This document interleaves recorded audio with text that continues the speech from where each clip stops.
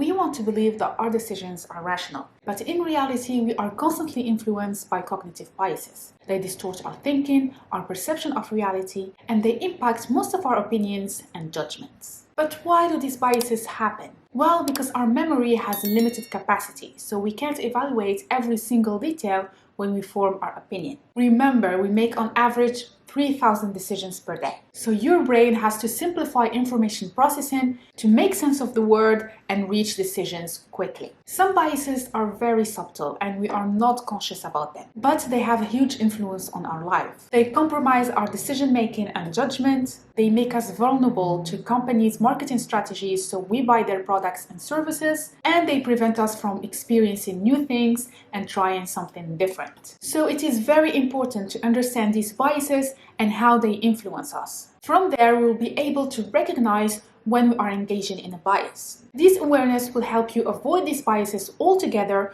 which will help you make well-informed decisions based on reason. So here's a list of 4 powerful cognitive biases that you should be aware of.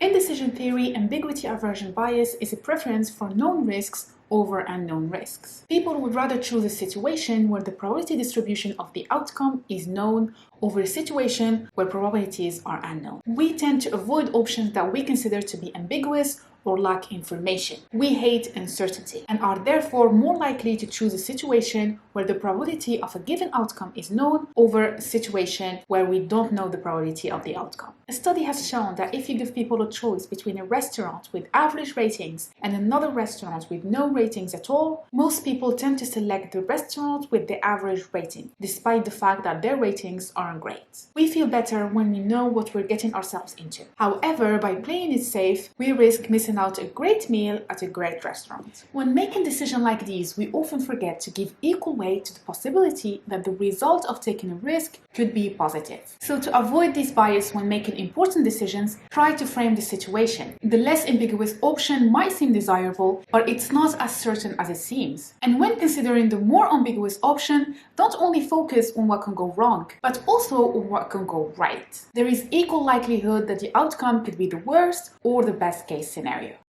The mere exposure effect is our tendency to develop preferences for things just because we feel familiar with them. Let me give you an example. Let's say you visit Lisbon in Portugal for the first time. So you've been sightseeing, you've been enjoying the city, the museums, etc. Then it's time for lunch. So you try to choose a restaurant and you go around and you check their menus, but you don't recognize any of the dishes nor the ingredients because you've never had Portuguese food before. So you're reluctant, and then you notice a McDonald's. Finally, something familiar. And you love their burgers, you've had them so many times, so naturally you decide to go there. And when your burger arrives, you are reminded of all the times you've been there before, probably since you were a child. So your decision to go to McDonald's rather than trying a Portuguese restaurant can be attributed to the mere exposure effect. And that's something many companies use as their marketing strategy, exposing you to their products everywhere, on billboards, at the airport, in the city, on Facebook, Instagram. So you start feeling familiar with the brand, whether you want it or not. It's a subconscious process. And the more familiar you feel with something, the more you like it. This bias can compromise your decision making in some serious ways, like sticking to ineffective methods just because you feel familiar with them, or voting for a politician you recognize from campaign ads and media coverage rather than a candidate that represents your country's interests. Or, for example, adopting ideas we see on the media about norms and stereotypes. A 2008 study found that exposure to faces of Asian ethnicity led participants to develop a positive attitude towards other Asian faces shown to them. So this bias can make people narrow-minded and prevent personal growth. Good decisions are made by evaluating all possible courses of actions based on their effectiveness, not familiarity. Sometimes the best option is not the most familiar one. Plus, sticking to what we know limits our exposure to new things. Just take the example of earlier. Although you were satisfied with your McDonald's burger, you could have gotten much more out of trying a new ethnic dish and experiencing the gastronomy of a new culture. The endowment effect is an emotional bias that makes an individual place a higher value on an object they already own than the value they would place on that same object if they did not own it. And what is more, that we don't need to actually own that thing. It just needs to feel like we do. This is called psychological ownership. And that's why retailers, even online retailers, let you try their products before you buy them. When you try a new product or you start a 30 days free trial, you feel what it's like to own the product or the service, and it becomes harder to let them go. In an experiment by the two founding fathers of behavioral economics, Daniel Kahneman and Amos Tversky, participants were asked to choose between two jobs. Let's call them job A and job B. Then they've been told that they can move to the other job, with the new job being better than their current job in one aspect and worse in another. And their results were interesting. Regardless of what job the participants started out in, most of them did not want to move to the other one. The endowment effect is based on another powerful cognitive bias, which is the loss of aversion. Basically, we hate experiencing losses twice more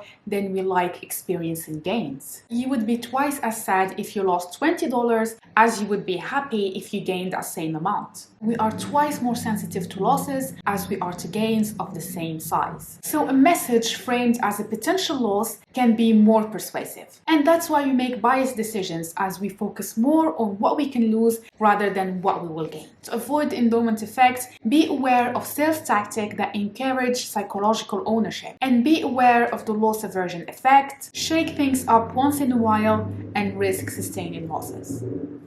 Illusory superiority is a cognitive bias that causes people to overestimate their positive qualities and abilities in relation to the same qualities of other people. For example, when you ask people to evaluate their driving skills, a study has shown that 80% of people believe they are above average drivers. While that's not possible, because only 50% of people can be above average. People have a tendency to overestimate their abilities compared to other people. So why do they do that? As humans, we like to feel good about ourselves, and our only reference is others. So by being better than others, we can increase our self-esteem. On one hand, this is a good thing because it makes us feel confident, we can dare more, we can try new things, we can get out more often of our comfort zone. But on the other hand, it can be bad because it makes us overestimate what we can achieve and therefore miss deadlines or feel frustrated. Plus, you can easily fall for anyone if they complimented you on these qualities and abilities, and it's tactics that many salespeople know very well. So be aware of when someone is complimenting you just to sell you something, and be realistic about what you can achieve and how long it will take you. That's all for me, guys. I hope this video will help you make informed decisions based on reason. If you made it so far, thank you so much for watching, and as always, guys, question everything, do your own research and follow your instincts. I'll see you very soon in the next video. Bye!